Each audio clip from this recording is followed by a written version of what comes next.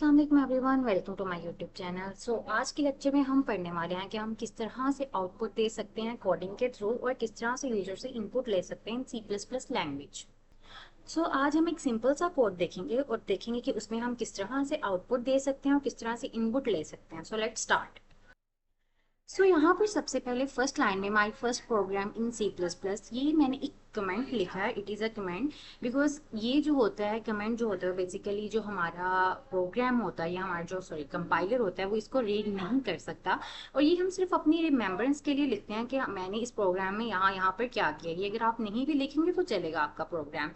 Next यहाँ पर लिखा हुआ है हैशटैग इंक्लूड आयोस्ट्रीम। ये बेसिकली हैशटैग इंक्लूड जो होता है ये किसी भी लाइब्रेरी को प्रोग्राम के अंदर इंक्लूड करवाने के लिए यूज किया जाता है और इसको प्री प्रोसेसर डायरेक्टिव भी कहते हैं। लेट्स सी कि इसका काम क्या है। ये बेसिकली हमारे प्रोग्राम के अंदर किसी भी लाइब्रेरी को इंक्लूड करवाता है। तो हमने यहाँ पर आयोस्ट्रीम लाइब्रेरी इंक्लूड कराई है। आयोस्ट्रीम लाइब्रेरी का मतलब है इनपुट आउटपुट स्ट्रीम, जो कि हमें इनपुट और आउटपुट लेने में हेल्पफुल रहेगी। नेक्स्ट हमारे पास है int main. Int main basically आप समझ लें कि हमारे प्रोग्राम का एक मेन डोर है। अगर इंट मेन नहीं है तो हमारा प्रोग्राम स्टार्ट ही नहीं होगा, बिकॉज हमारा जो कंपाइलर है वो इंट मेन को देखते हैं। Int main basically it is a function. यहाँ से जो हमारा कंपाइलर होता है वो हमारे प्रोग्राम को रीड करना स्टार्ट होता है और बेसिकली समझिए एक मेन डोर है जिसके थ्रू जो है हमारा कंपाइलर हमारे प्रोग्राम के अंदर एंटर होता है। उसके बाद कर्ली ब्रैकेट, ये जो है आपने एक फॉर्मेट इसका होता है, बॉडी होती है, आपने इसको एज इट इज याद रखना है। अगर आप कर्ली ब्रैकेट्स नहीं डालेंगे तो आपका जो कंपाइलर होगा वो आपको एरर शो कराएगा। इसके बाद मैंने S T T double colon के साथ सी आउट का यूज़ किया है। सी आउट बेसिकली हमारे पास एक फंक्शन होता है जो कि हमें किसी भी स्टेटमेंट को स्क्रीन पर डिस्प्ले करने के लिए हेल्पफुल होता है। और इसको हम डबल कोटेशन के अंदर जो भी स्टेटमेंट लिखते हैं वो इसको हमारी स्क्रीन पर डिस्प्ले करवा देता है। और बेसिकली कर्ली ब्रैकेट्स के अंदर जो भी है ये हमारी बॉडी ऑफ फंक्शन होती है। और ये जो एंड पे सेमी कोलन्स होते हैं ये बेसिकली स्टेटमेंट टर्मिनेटर्स होते हैं। एंड रिटर्न जीरो का फंक्शन ये होता है कि जहाँ पर हमारा रिटर्न जीरो आ जाता है वहाँ पर हमारा जो प्रोग्राम है वो खत्म हो जाता है और हमारा जो कंपाइलर होता है वो हमारे प्रोग्राम से एग्जिट कर जाता है। चलें अब हम इसको अपने कंपाइलर पर कोड करके देखते हैं और देखते हैं कि हमारी क्या आउटपुट आती है। Let's start. हियर यहाँ पे मैंने बिल्कुल सिंपल सा कोड लिखा है, वही जैसे हैशटैग इंक्लूड स्ट्रिंग और इन मेन और सिंपल एक स्टेटमेंट लिखी है हेलो वर्ल्ड की। तो हम इसको अब रन करके देखेंगे।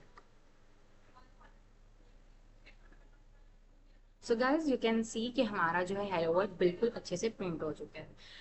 अब हम कुछ कुछ और इसी में एडिशन करते हैं। हम कोई भी एग्जाम्पल ले लेते हैं और हम देखते हैं कि हम उसमें किस तरह से कुछ भी चेंजिंग्स कर सकते हैं। गाइज मैं इसी में कुछ चेंजिंग्स करने लगी। एंड वन थिंग मोर, यहाँ पर जो है S T D double colon ये हमें हर लाइन के साथ लिखना पड़ेगा। अगर हम इसको नहीं लिखेंगे तो हमें एरर शो होगा। हम अपनी ज़्यादा हेल्पफुल के लिए हम इसको यहाँ पर नहीं लिखते और हैशटैग इंक्लूड आई स्ट्रीम के बिल्कुल नीचे हम using name space S T D लिख देते हैं।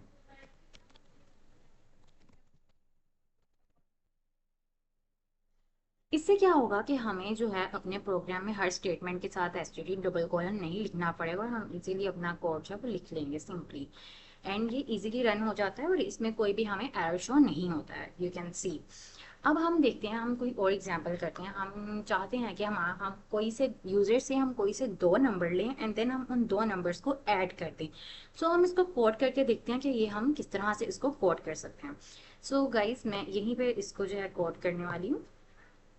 अब फर्स्ट ऑफ ऑल तो हमें कोई ना कोई यूजर से दो नंबर लेने होंगे। तो हम सबसे पहले क्या करेंगे कि हम यूजर को कहेंगे कि हमें आप दो डिजिट्स जो हैं वो हमें दी। लेकिन अब जो यूजर हमें दो डिजिट्स देगा तो वो जाहिर सी बात है हम उसको किसी ना किसी वेरिएबल में स्टोर तो कराएंगे। और अगर हमने डिजिट्स लेने हैं, लाइक इंटीजर्स लेने हैं, एडिशन करनी है, तो हम डेटा टाइप भी उस वेरिएबल की इंट रखेंगे। मैं यहाँ पर इंट ले रही हूँ और मैं साथ में रख रही हूँ number 1, okay, and the number 2। Guys आप इसको एक लाइन में भी कर सकते हैं इस तरह से कि आप इंट जो है वो ना लिखें एंड इसको आप इस तरह से भी जो है इनिशियलाइज कर सकते हैं। सो गाइज अब हम क्या करेंगे कि हम यूजर से कहेंगे कि वो हमें पहले फर्स्ट नंबर दे एंड देन सेकंड नंबर दे। तो हम एक लाइन सी आउट कराएंगे जो कि हमारे यूजर से पूछेगी एंटर नंबर 1। और हम क्या करेंगे कि हम यूजर से इनपुट लेंगे, तो उसके लिए हम सेम का फंक्शन यूज करते हैं जो कि हमारे हमारे लिए इस हम यूजर से जो कि इनपुट ले सकते हैं हमारे लिए। और हम इसमें क्या करेंगे कि अब हम यहाँ पर अपना नंबर 1 वेरिएबल रख देंगे कि जो भी वैल्यू यूजर हमें देगा वो हमारे नंबर 1 के अंदर स्टोर हो जाए। इसी तरह गाइज हम नंबर 2 के लिए भी सेम एज इट इज लिख लेंगे।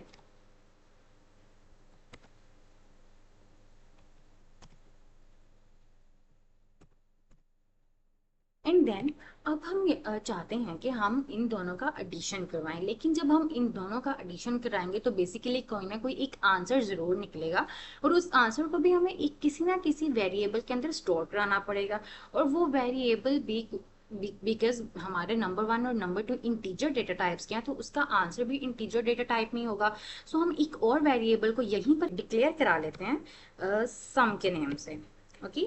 और जब मैंने यूजर से 2 नंबर ले लिए और यहाँ पर फिर मैं अपने कंपाइलर को बताती हूँ कि सम जो है बेसिकली वो नंबर 1 प्लस नंबर 2 होगा।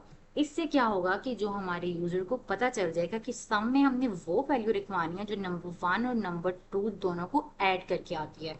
और इतनी सिंपली हम एंड पे क्या करेंगे कि हम एक सी आउट की स्टेटमेंट लिख देंगे, और यहाँ पर हम लिख देंगे कि सम इज, एंड देन हम अगेन से ऑपरेटर लगाएंगे, एंड देन हम यहाँ पर अपना वेरिएबल सम लिख देंगे कि इस सम को भी साथ में आउटपुट करा दो। अब हम इसको कोड को रन करके देखते हैं। Let's start. So guys you can see यहाँ पर जो है हमसे फर्स्ट नंबर जो है वो मांगा जा रहा है, तो मैं यहाँ पर 23 ऐड कर रही हूँ, एंड देन नंबर 2 में मैं ऐड कर रही हूँ again 23। So here will be the answer, some is 46। So guys इसी तरह हम सिंपली सी आउट और सी इन करा सकते हैं, कुछ भी आउटपुट देकर कुछ भी इनपुट करा सकते हैं। तो आप सिंपली इसी तरह से कुछ ना कुछ छोटी मोटी प्रॉब्लम्स इंटरनेट से सर्च करके तो उसको सॉल्व करें, ताकि आपको इजीली समझ आ जाए। और अगर आपको कुछ और इसके बारे में पूछना है तो आप मेरे से पूछ सकते हैं। मैं कुछ सो गाइस आज की वीडियो में इतना ही था। अगर आपको इससे रिलेटेड कोई भी क्वेश्चंस करना है तो आप कमेंट बॉक्स में कर सकते हैं, मैं आपको ज़रूर जवाब दूंगी। आज के लिए इतना ही था। अल्लाह हाफिज़।